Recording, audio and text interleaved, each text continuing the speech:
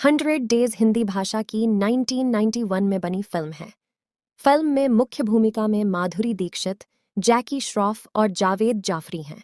यह एक crime, suspense, thriller film है जिसकी कहानी एक ऐसी लड़की जो भविष्य में होने वाली घटनाओं को पहले ही देख लेती है के इर्द गिर्द घूमती है। यह ऐसी फिल्म है जिसमें रहस्य जैसी कोई चीज नहीं है, लेकिन फिर भी इसमें एक ऐसा सस्पेंस है, जब आप क्लाइमेक्स देखोगे तो आपके होश उड़ जाएंगे।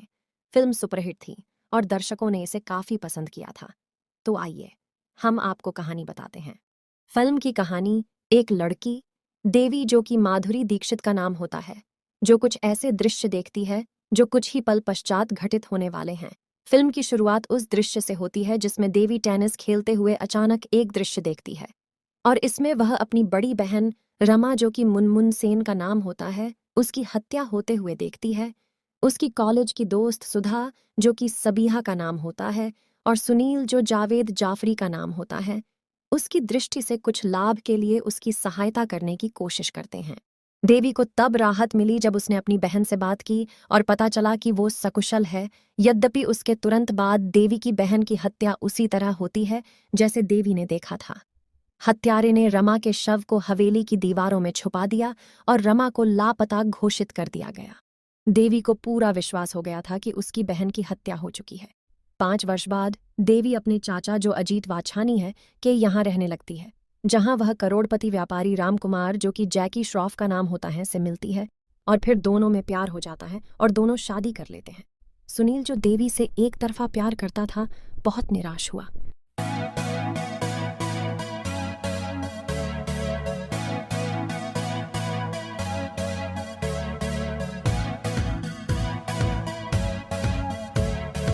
देवी और राम का विवाह हो गया और राम की पारिवारिक हवेली में प्रवेश करते हैं, जिसे एक कानूनी लड़ाई के बाद फिर से अर्जित किया था। यह कोई नहीं जानता है कि रमा को यहाँ दफन किया गया था। जब देवी ने दृश्य देखना पुनः आरंभ किया तो उसे दिखाई देता है कि रमा को इसी दीवार में दफन किया गया है और वह उस दीवार को तोड़ देती है। देवी वहां दीवार के नीचे कंकाल को स्वयं निकाल लेती है। देवी यह जानती है कि यह कंकाल किसका है। यह रमा का है, क्योंकि उसके पास भी एक गले का हार वैसा ही था जैसा देवी के पास है। इंस्पेक्टर शिवाजी साटम तुरंत यह बताता है कि जब रमा लापता हुई तब हवेली बंद थी, अतः कोई भी उसके शव को यहाँ छुपा सकता है और कोई भी इस सच्चाई को नहीं जानता। वह संदेह करता है कि यह कंकाल रमा का ही है क्या। ऐसे अनेक हार उपलब्ध हैं। इस समय देवी एक और दृश्य देखती है जिसमें वह एक अन्य महिला की हत्या होते हुए देखती है। यहाँ वह 2 चीजें देखती हैं, एक पत्रिका जिसके मुख्य पृष्ठ पर एक घोड़े का चित्र है और एक वीडियो कैसेट जिसका नाम 100 डेज है। सुनील और देवी पत्रिका के कार्यालय जाते हैं। संपादक ने उन्हें बहुत ही विनम्रता के साथ बताया कि अगले 6 माह तक मुख्य पृष्ठ पर घुड़सवारी से संबंधित कोई चित्र नहीं लगाया जाएगा। कैसेट वाला सुराग भी निरर्थक साबित हुआ, क्योंकि बॉम्बे के किसी भी वीडियो की दुकान पर 100 डेज शीर्षक की कैसेट नहीं मिली।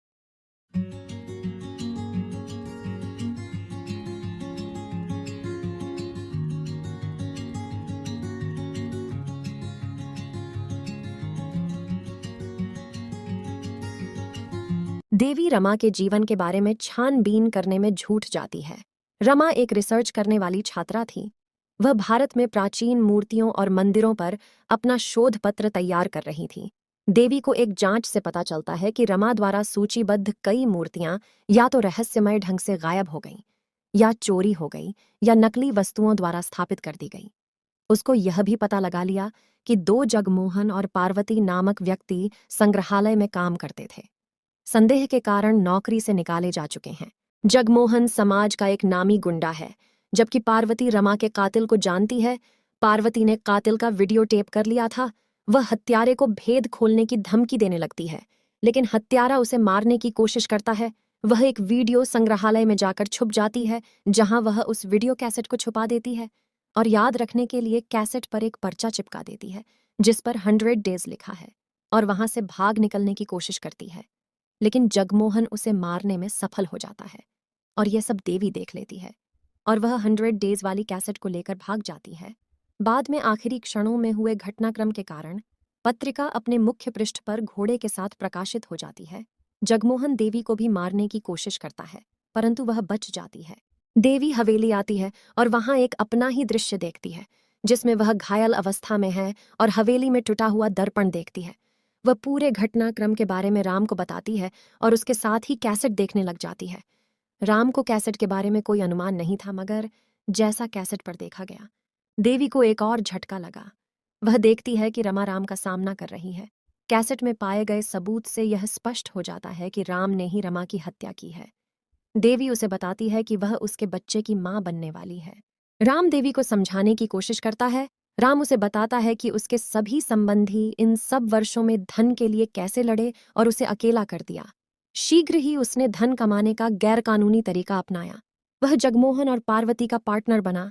उसके बाद उन तीनों ने मूर्तियों की तस्करी आरंभ कर दी और राम देवी को बताता है कि रमा को मेरे ऊपर शक हो गया था और उसने मुझे बेनकाब करने का फैसला किया। उस रात राम रमा से बात करने गया, लेकिन जगमोहन जो गुस्सा हो गया था, उसने रमा की हत्या कर दी।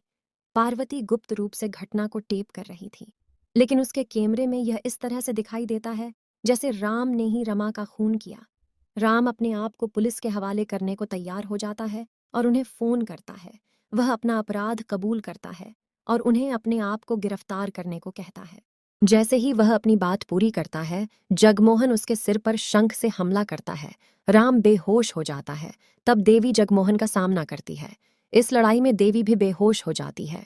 जगमोहन उसी दीवार में उसे भी जिंदा चुनने लगता है जहां उसने रमा को चुना था। वह लगभग भागने ही वाला था कि उसने देखा कि सुनील वहां अंदर आ रहा है।